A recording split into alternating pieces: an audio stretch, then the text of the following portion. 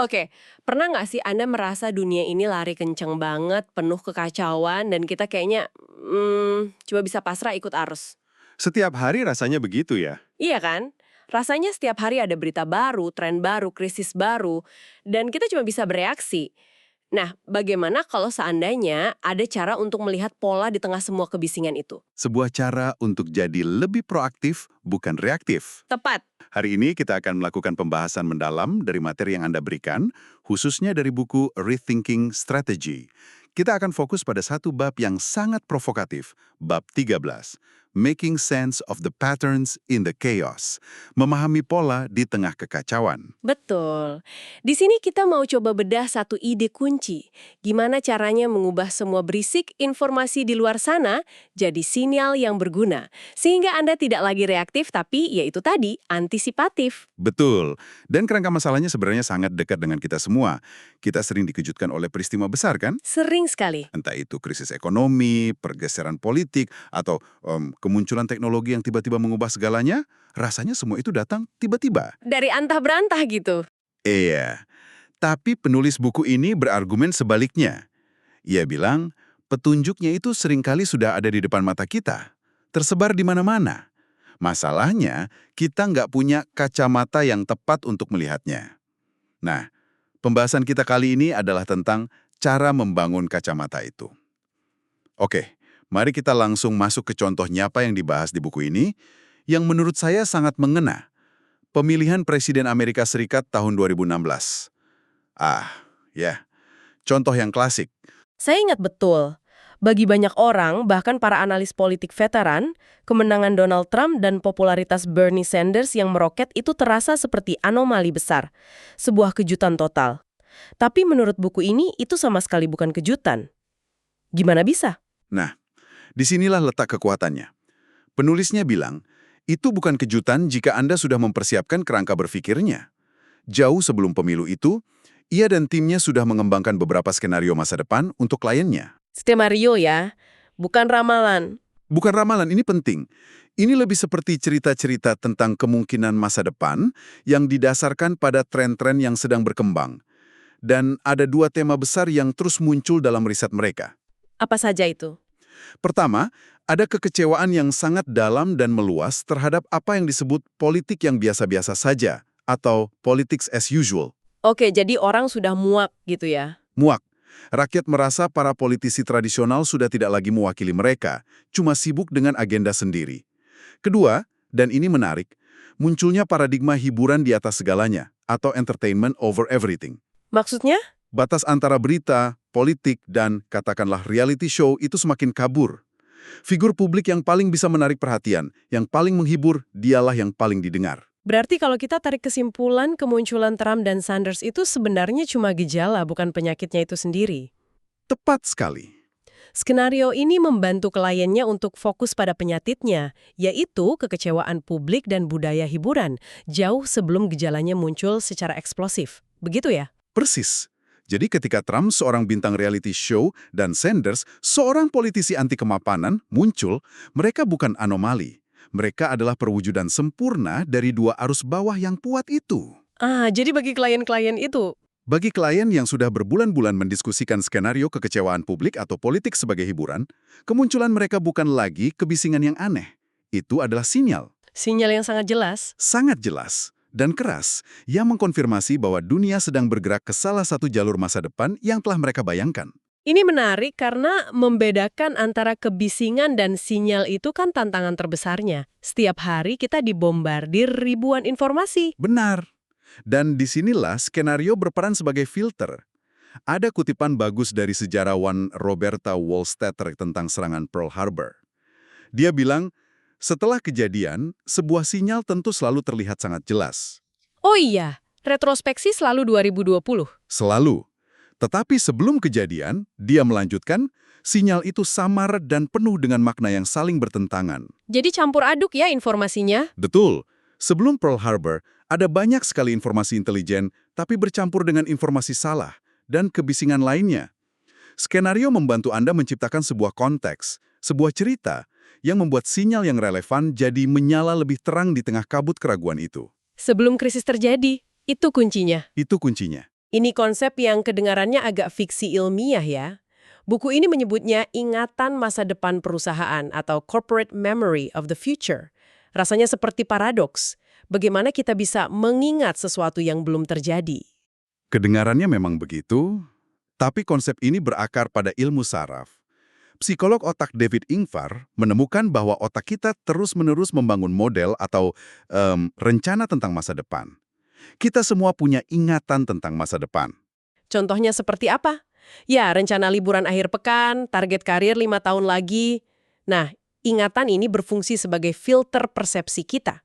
Contoh klasiknya, saat Anda memutuskan ingin membeli mobil merek X warna merah, tiba-tiba kita lihat mobil itu di mana-mana. Di mana-mana. Persis. Padahal mobil-mobil itu selalu ada di sana kan? Hanya saja otak kita sebelumnya menganggapnya nggak relevan, jadi informasi itu diabaikan. Sekarang karena ada ingatan masa depan untuk membeli mobil itu, otak kita langsung menandainya sebagai informasi penting. Persis. Sekarang bayangkan ini dalam skala organisasi. Skenario planning adalah proses menciptakan serangkaian ingatan masa depan yang kaya, detail, dan masuk akal untuk seluruh tim. Jadi seperti menanamkan memori kolektif gitu. Betul. Cerita-cerita tentang bagaimana dunia bisa berubah, apa saja tantangan dan peluangnya. Ketika sebuah peristiwa kecil di dunia nyata, sebuah artikel berita, rilis teknologi baru, perubahan kebijakan, cocok dengan salah satu ingatan masa depan itu, peristiwa itu akan langsung menonjol. Tunggu, jadi ini seperti efek déjà vu, tapi untuk masa depan. Kita menanam memori ini di otak tim kita, jadi ketika kejadiannya benar-benar muncul, rasanya bukan seperti kejutan, tapi lebih seperti, saya kenal situasi ini, saya tahu apa yang harus dilakukan. Tepat sekali. Dan itu dampaknya luar biasa. Bayangkan bedanya antara kepanikan kolektif, apa yang harus kita lakukan, semuanya berantakan. Dengan ketenangan, oke, ini skenario B yang kita bahas 6 bulan lalu. Buka playbooknya. Bukan cuma soal kecepatan merespons, tapi soal kewarasan dan kejernihan berpikir di tengah krisis. Itu dia, Aria de Geus, ahli strategi legendaris dari Shell yang merupakan pionir metode ini, merangkumnya dengan sempurna. Kita tidak akan melihat sebuah sinyal dari dunia luar, kecuali sinyal itu relevan dengan pilihan masa depan yang sudah pernah kita bayangkan. Jadi kalau kita tidak pernah membayangkannya, Sinyal sepenting apapun akan lewat begitu saja. Diangkat angin lalu. wah, bagian ini sangat menarik bagi saya, karena ini menjungkir balikan ide tradisional tentang keahlian. Biasanya kita pikir ahli itu punya lebih banyak data atau informasi. Tapi buku ini bilang, bukan itu intinya. Bukan sama sekali. Ahli itu punya kacamata atau filter yang lebih baik untuk melihat data yang sama yang mereka bangun lewat latihan antisipasi ini. Analogi atletnya sangat pas. Ya, analogi dari peneliti olahraga Damien Farrow tentang pemain tenis elit. Studinya menemukan bahwa yang membedakan pemain pro dari amatir bukan cuma kecepatan fisik atau kekuatan pukulan. Perbedaan terbesarnya ada di kemampuan antisipasi. Bukan reaksi, tapi antisipasi. Arahkan jauh sebelum raket lawan menyentuh bola.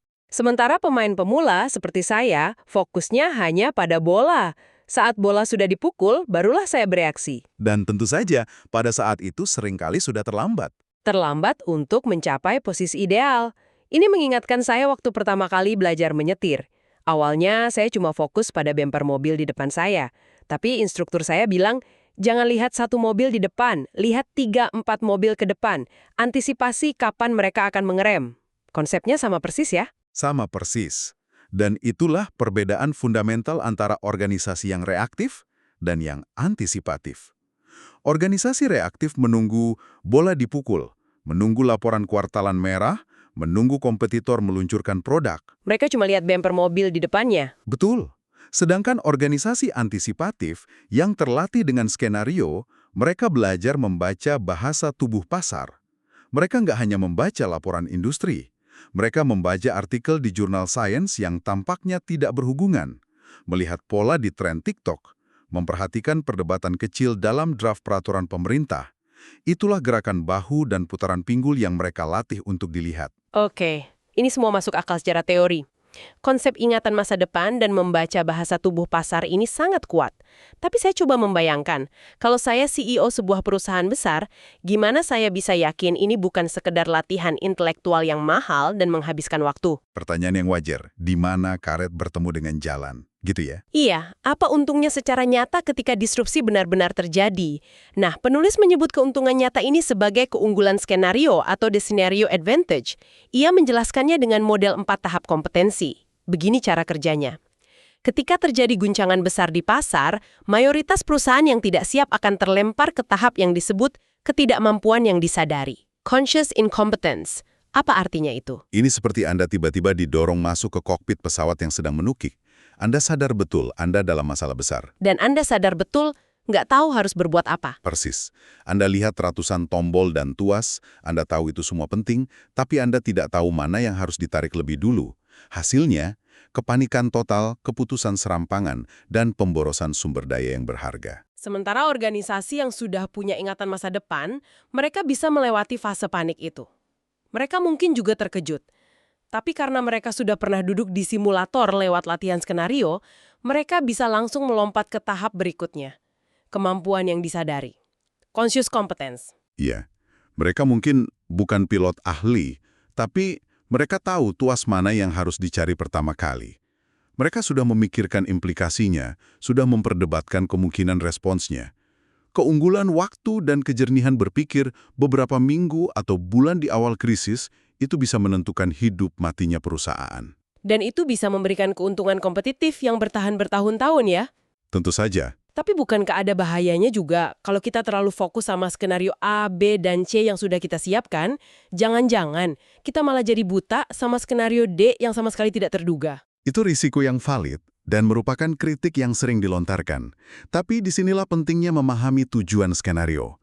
Tujuannya bukanlah untuk menebak masa depan dengan benar. Itu mustahil. Tujuannya apa dong? Tujuan utamanya adalah untuk membangun otot kelincahan mental dan kepekaan organisasi.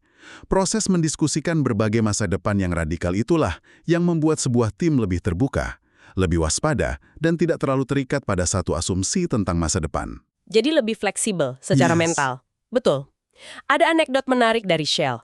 Ketika budaya skenario ini sudah meresap, setiap karyawan, dari eksekutif di London hingga teknisi di anjungan lepas pantai, menjadi semacam organ pengindra atau sensing organ untuk perusahaan. Wow, jadi semua orang jadi mata dan telinga perusahaan? Tepat. Mereka semua punya kacamata yang sama. Jadi, mereka bisa mengenali sinyal-sinyal lemah di lingkungan mereka masing-masing dan meneruskannya dengan cepat. Seluruh organisasi berubah menjadi, hewan perasa yang sangat waspada. Jadi kalau kita rangkum, ini semua bukan soal meramal masa depan dengan bola kristal. Bukan? Ini soal persiapan. Tentang membangun kerangka kerja mental, kumpulan ingatan masa depan, yang memungkinkan kita dan tim kita untuk melihat pola di tengah kebisingan dan bertindak dengan bijak, bukan dengan panik. Tepat. Dan ini adalah sebuah keterampilan, sebuah kebugaran, bukan proyek satu kali jalan. Sama seperti seorang atlet yang harus terus berlatih untuk menjaga performa antisipasinya. Organisasi juga harus terus berlatih. Betul. Organisasi juga harus terus-menerus menantang asumsinya dan mengeksplorasi kemungkinan-kemungkinan masa depan. Semakin sering Anda melakukannya, semakin baik Anda dalam menavigasi dunia yang, pasti akan selalu mengejutkan. Untuk Anda pendengar kami, setelah pembahasan mendalam ini, ada satu pemikiran terakhir untuk direnungkan. Materi ini memang banyak berfokus pada organisasi dan perusahaan, tetapi prinsip-prinsip dasarnya sangat berlaku untuk kehidupan pribadi kita. Coba tanyakan pada diri sendiri, apa sinyal-sinyal lemah tentang perubahan di industri, karir, atau bahkan komunitas Anda yang mungkin selama ini Anda abaikan sebagai kebisingan? Dan melanjutkan pertanyaan itu, skenario atau ingatan masa depan apa yang bisa Anda ciptakan untuk diri sendiri? Cerita-cerita tentang kemungkinan masa depan seperti apa yang, jika Anda pikirkan sekarang, akan membantu Anda mengenali sinyal-sinyal itu saat mereka benar-benar muncul, alih-alih tertangkap basah tanpa persiapan.